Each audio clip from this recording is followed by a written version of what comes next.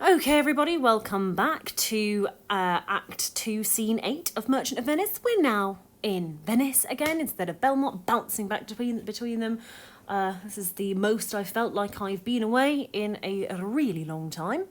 Okay, so we've got Salarino and Solanio, the two basically interchangeable members of the chorus. In this scene, they're having a little chat with each other and giving the audience some much-needed information about the goings-on of the play and the consequences of some of the previous scenes.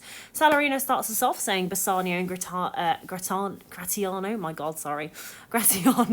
have set sail. Lorenzo is not with them. Solanio then says the villain Jew with outcries raised the ship, who went with him to raise the Duke, who went with him to search Bassanio's ship. Shylock has found out. He's found out about the disappearance of his daughter, okay? He's obviously passionately upset. Now, note here that Solanio calls him the villain Jew. Later, he calls him the dog Jew. Again, harkening to that theme of prejudice. He's not using Shylock's name like Lancelot didn't earlier in the act. He's reducing him to his faith and being remarkably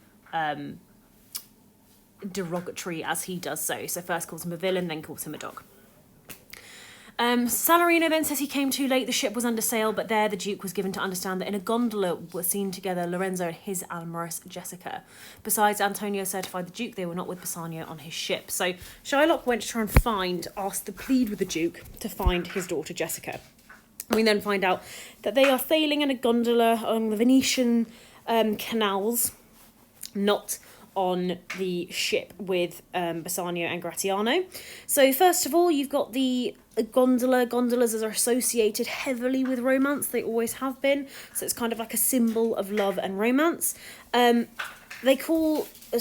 calls Jessica his amorous Jessica. It's like almost like Lorenzo has immediate ownership of Jessica. Obviously, she now belongs to Lorenzo. I do apologise if you can hear a lot of shenaniganery in the background. My puppy is not listening at all to the fact that I am trying to teach a lesson. Okay, so we found out that Lorenzo is definitely not on the ship. Solanio then starts to mock poor old Shylock. So he said, I never heard a passion so confused, so strange, outrageous, and so variable, as the dog Jew did utter in the streets, my daughter, oh my ducats, oh my daughter, fled with a Christian, oh my Christian ducats, justice, the law, my ducats and my daughter, a sealed bag, 2 sealed bags of double ducats, stolen from me by my daughter, and jewels, 2 stones, 2 rich and precious stones, stolen by my daughter, justice, find the girl, she hath the stones upon her, and the ducats. All right, a couple of things here. First of all, you've got really short sentences, short exclamatory sentences throughout here. He's mocking Shylock. He's exaggerating what he was saying. He's mimicking what he was saying. He's making fun of Shylock's pain. This is supposed to be slapstick comedy for the audience. It's supposed to prevent us as the audience from sympathising with Shylock and making sure that we keep the Christian perspective by essentially showing that Shylock values Jessica and his wealth equally. He sees Jessica almost like another possession that has been stolen from him, which makes him seem greedy. Shows that he's equalising money and love, 2 themes that run throughout the play. It feels like a power struggle between them when you read Solanio's words. It's like he can't decide which is more important, which is why he keeps bouncing between them. Obviously, this is mockery. Salarino then responds and says why all the boys in Venice follow him, crying his stones, his daughter and his ducats.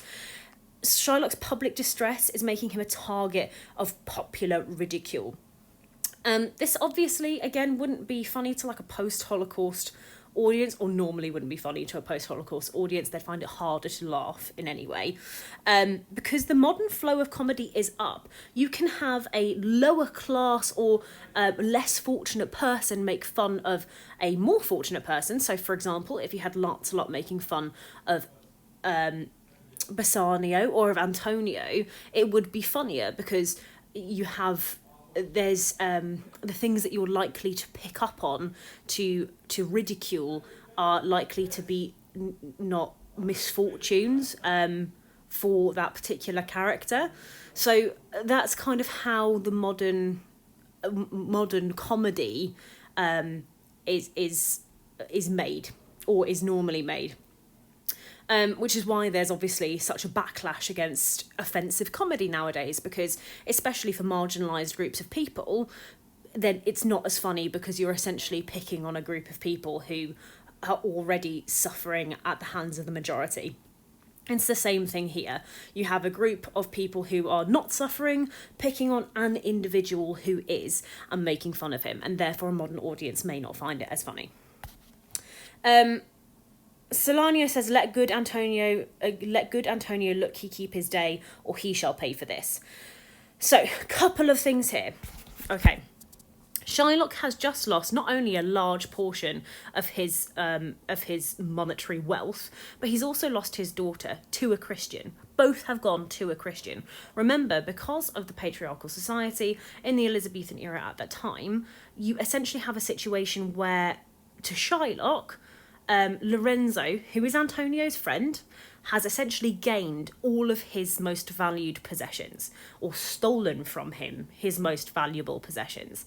You can imagine the impact that this would have on Shylock and his feelings towards the kind of the bond he made with Antonio previously. What previously may have been a little bit more of kind of a joke will now have become serious, because Shylock will be enraged, he will be hurt by what has happened to him, and he will want revenge on, someone to him who's kind of symbolic of Christianity and the pain that that group of people has caused him. So that's why they're saying that Antonio may end up paying for this, because he's already entered into this deal with Shylock. And therefore, if he can't keep his end of the bargain, may not find Shylock to be in a particularly forgiving mood. Salarino says, Mary well remembered. I reasoned with a Frenchman yesterday who told me, in the narrow seas that part the French and English, there miscarried a vessel of our country richly fraught. I thought upon Antonio when he told me, and wished in silence that it were not his. Salarino then says, you were best to tell Antonio what you hear, yet do not suddenly, for it may grieve him. So we've now found out a second piece of valuable information. A ship has been wrecked, or it's heavily implied that a ship has been wrecked, and they are concerned it might belong to Antonio. So you remember what we found out earlier on in the play, that the vast majority of Antonio's fortune is wrapped up in his merchant ships. If indeed one of Antonio's merchant ships has been wrecked, as is being loosely implied here, that would mean a large chunk of the money he will have loose in order to pay back Shylock will suddenly have disappeared. So, very stressful. Salarino then says, a kinder gentleman treads not the earth. So, this is a contrast with the description of Shylock as a villain, as a dog. He's calling him a kind gentleman. Yet the way Antonio has acted towards Shylock is not particularly kind, nor particularly Christian.